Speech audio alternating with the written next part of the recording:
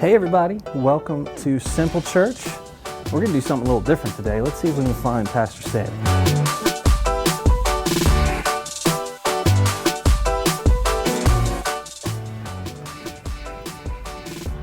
Looks just There he about is. right.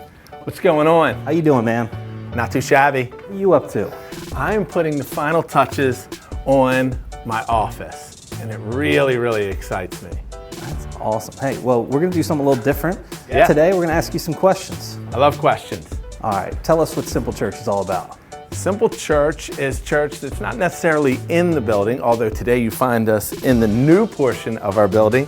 But Simple Church is a little shot of hope for those that might not come to our building. What's your favorite book? My favorite book is probably The Pursuit of God by A.W. Tozer, or Too Busy Not to Pray by Bill Hybels. I see you're hanging up some pictures of some of the books you've read. Yeah, Which one of those is your favorite? I would say probably Supernatural Change.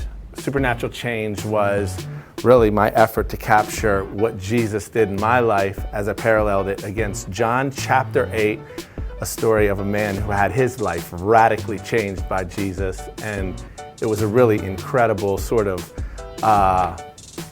amazing work that I had to do considering what Jesus has done in my life. And it caused me a lot of joy in the process. I love what you've done with this place. What's your favorite color? I would say black or white. Actually, my affection is equal between the two of them. That's why I painted my office black and white.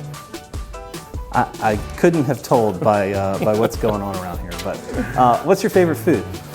Favorite food is pasta. Okay, from where? That's a hard one. Maybe actually from a place called La Posta in Severna Park. Little shout out. Their pasta is amazing. Now, when it comes to pasta, we got to get specific. That comes in the form of my favorite is angel hair with a little rosé sauce, and I like calamari added to the top. You are making me hungry. What is your Dunkin' order? Ooh, my Dunkin' order would be medium iced coffee, cream and sugar. I get one every morning and maybe another in the afternoon. All right. What's the hardest thing about parenting? Probably why you need the coffee. Without a doubt, I would say hardest thing is remembering that you once too were either a youngster or a teenager. And remembering that you thought you knew it all, you thought you understood it all, and you thought you were the best overall. And so you and I both know that as you mature and you experience life, you come to realize that's not true. But the hardest thing of parenting is remembering that so you have the grace and the patience to endure with them through that as you lead them closer to Jesus.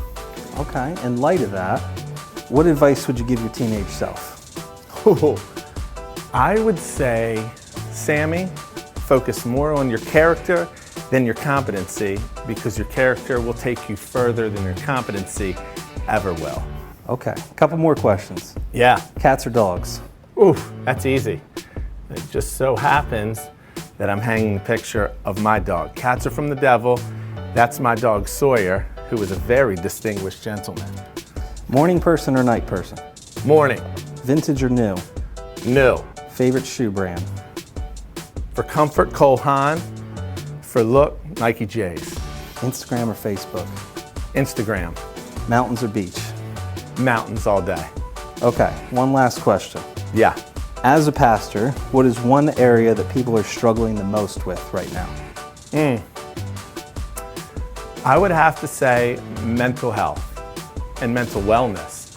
Actually, it's people that are struggling with anxiety, fear, stress, loneliness, depression, and the like.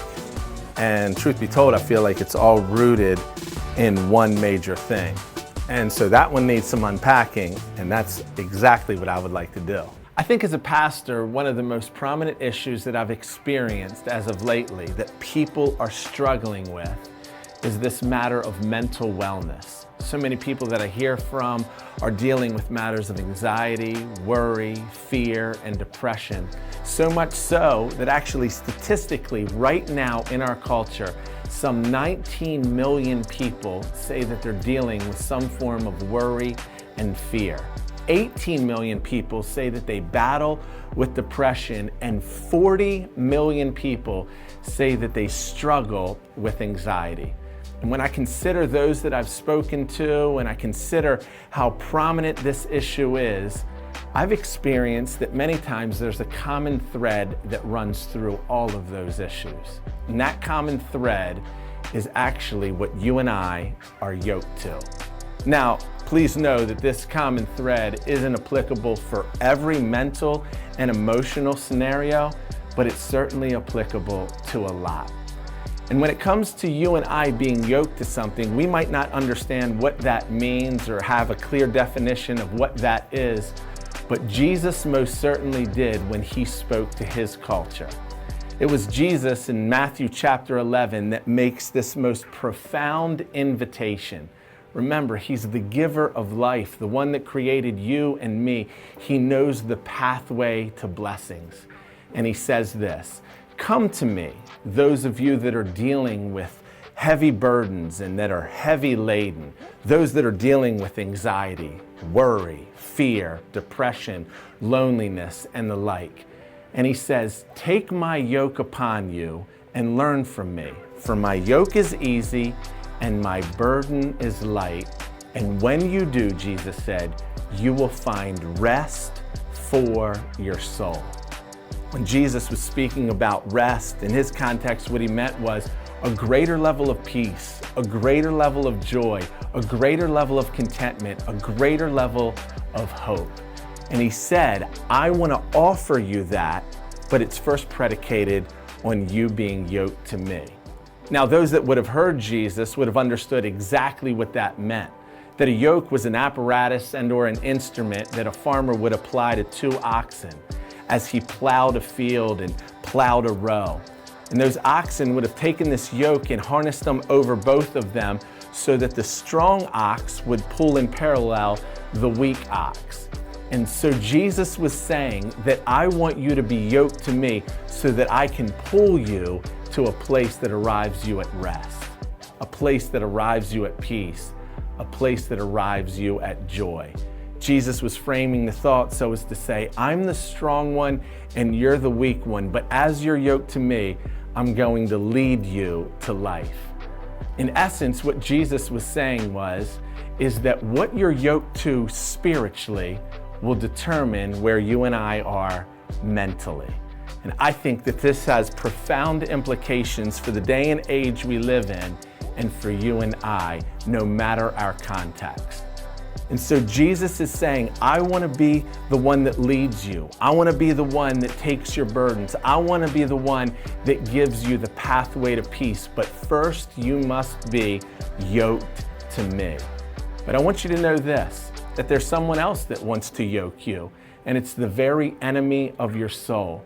This is why he plants in our mind and in our hearts thoughts of worry, thoughts of fear, thoughts of anxiety, thoughts of stress, thoughts of depression. And before you know it, if you do not replace those thoughts with the thoughts that Jesus has, well, then you become consumed by them, to where anxiety sets in and it's all consuming, to where depression comes in and it begins to affect your relationships and even your mental wellness, to where you're consumed by fear and consumed by worry, and before you know it, you're yoked to the opposite of what Jesus has in store for us. This is why he says, come to me and take my yoke upon you, and when you do, you will find rest for your soul.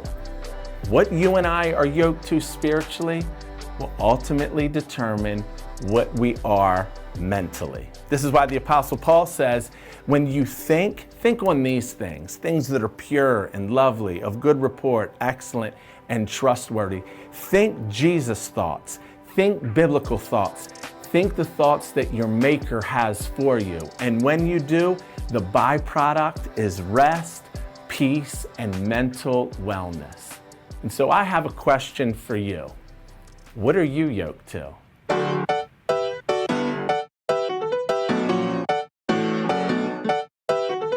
That was good, right?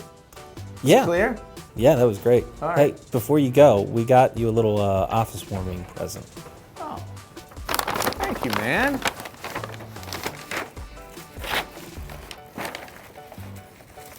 Oh.